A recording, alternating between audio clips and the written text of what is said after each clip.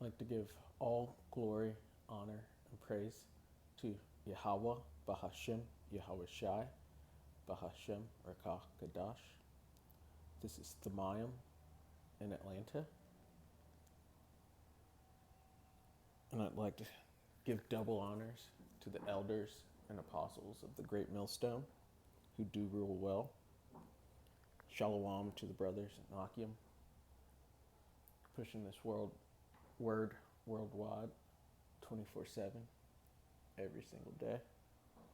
And shalom to the believers. I found this article on RT News about Putin and what he has to say about cancel culture. We're going to start out reading it, and we will get into the scriptures from there. Fight against racism is a noble cause, but in cancel culture, it turns into reverse discrimination, pushing people apart, says Putin. It says, the Western fight for equality is a worthy goal, but its modern methods are driving a wedge between people, Russian President Vladimir Putin claimed, quoting Martin Luther King in his speech at the Valdai Discussion Club. Speaking to gathered experts and journalists in Sochi on Thursday, the president expressed his opinion that the fight against racism and discrimination has turned on its head. The fight against racism is a necessary and noble cause, but in the modern cancel culture, it turns into reverse discrimination, reverse racism. And you see that this is actually all turning on its head for them, and they're noticing that people are starting to hate the Edomite, and they can't stand it. They're crying about something that they actually started themselves. Moving on, it says, we see with bemusement the process unfolding in countries that have grown accustomed to viewing themselves as flagships of progress, he continued. The proponents of so-called social progress believe that they are bringing a new consciousness to humanity, but the recipes they come up with are nothing new.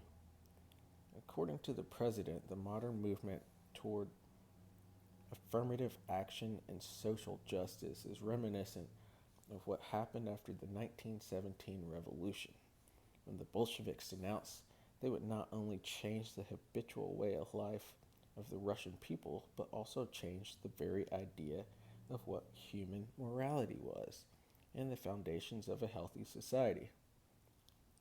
Incidentally, the Bolsheviks were entirely intolerant of other opinions different from their own, and this should remind you of something that is happening in Western countries, he continued.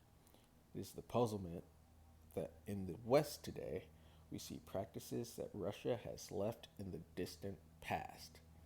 And it really isn't that distant of a past, because the Russians were known for their ideological subversion tactics that they'd push into other countries to destabilize them. And it's actually a pretty simple process. No, I don't want to say simple, but they put these spies or agents into different countries and to push these ideas, pretty much the ideas that you're seeing here in the West be developed, such as feminism and just a lot of different weird socialist ideas that you're noticing nowadays. And if you want to learn more on it, you can check out a guy named Yuri Bezmenov. He was pretty big in the 80s, and he was actually a Russian defector who came here, and he spoke of these practices, this subversion techniques that he actually used to take part in to change the ideology and the underlying morale of the U.S., especially, and other Western countries. Moving on, and Lord willing, we'll get to that word subversion. But according to Putin, the fight for equality and against discrimination has turned into an aggressive dogmatism on the brink of absurdity. In particular, the president slammed Hollywood for what he deemed to be quotas on how many people of color or women should be in each movie, which he called stricter than the efforts of the Soviet Union's Department of Propaganda. And he should know because I'm pretty sure he's a part of the KGB and their propaganda machine, which they pushed out to destabilize countries. It pushes people apart, whereas the true fighter for civic rights tried to eliminate these differences, he explained. The president referred to a quote from the Martin Luther King's iconic 1963 speech, "I have a dream that my 4 little children will one day live in a nation where they will not be judged by the color of their skin, but by their character." According to the president, in Russia, most people do not care about skin color or gender because each and every one of us is a human. And I don't believe that one bit, because Russians are known for being super racist. But let's try to get that word subversion, which I got pulled up already. And it means the undermining of the power and authority of an established system or institution. Let's go down to the Wikipedia page. It refers to a process by which the values and principles of a system in place are contradicted or reversed in an attempt to transform the established social order and its structures of power, authority, hierarchy, and social norms. Subversion can be described as an attack on the public morale, and the will to resist intervention are the products of combined political and social or class loyalties, which are usually attached to national symbols, following penetration and parallel with the forced disintegration of political and social institutions of the state. These tendencies may be detached and transferred to the political or ideological cause of the aggressor. Subversion is used as a tool to achieve political goals because it generally carries less risk, cost, and difficulty as opposed to open belligerency. Furthermore, it's a relatively cheap form of warfare that does not require large amounts of training. A subversive is something or someone carrying the potential for some degree of subversion. In this context, a subversive is sometimes called a traitor with respect to, and usually by, the government in power. And these subversion techniques were actually carried out in the 60s by people like Martin Luther King and other civil rights fighters, because the Russian Edomites thought it'd be a great way to undermine the Edomites here in the U.S. by pushing the racial differences, which I'm not going to get on for that because Esau does need to be called out. But the Negroes, Latinos, Native Americans here are actually the Israelites of the scriptures. And we thought we could get a hand up by asking for equality, but it actually did not do any good. Let's go on. Let's move to the scriptures.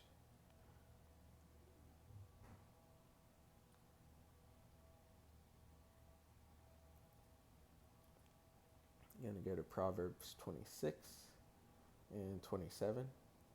Whoso diggeth a pit shall fall therein, and he that rolleth a stone, it will return upon him. And that speaks for itself. Putin and his counterparts push this ideology onto the world, and now they're having to deal with the consequences because it's in their backyard. It's right with them, and they're noticing that they're getting the side eye, and that people are looking at them funny, and they're crying about it. As it says again, whoso diggeth a pit shall fall therein, and they dug that pit. He that rolleth a stone, it will return upon him. And it's what goes around comes around, pretty much. Let's move on to Galatians 6 and 7. Be not deceived, the Most High is not mocked. For whatsoever a man soweth, that shall he also reap. And you see, they're getting their just desserts because they actually pushed not critical race theory, but cancel culture, basically, to the West. Now it's returning back over to them. Continuing on, for he that soweth to his flesh shall of the flesh reap corruption, but he that soweth to the Spirit shall of the Spirit reap life everlasting.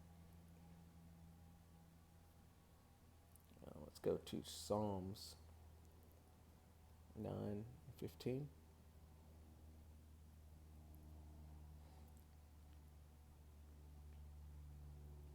The heathen are sunk down in the pit that they made, and the net which they hid is their own foot taken. The Lord is known by the judgment which he executeth. The wicked is snared in the work of his own hands. Selah. And it's just balance. It's just what's deserved for all the wickedness that's been pushed out. It's got to return onto their own heads. And just to show you what's going to happen to them.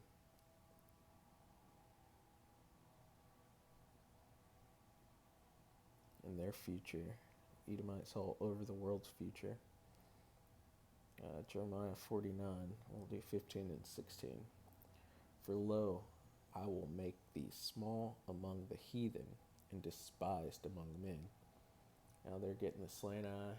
People are looking at them because they actually push this stuff out. And when it says, I will make thee small among the heathen, that's talking about actual numbers, but also it's talking about making them, actually, let's go ahead and get that word small. Insignificant. I want to say it means. And the Hebrew word there is H6996, katan. And it's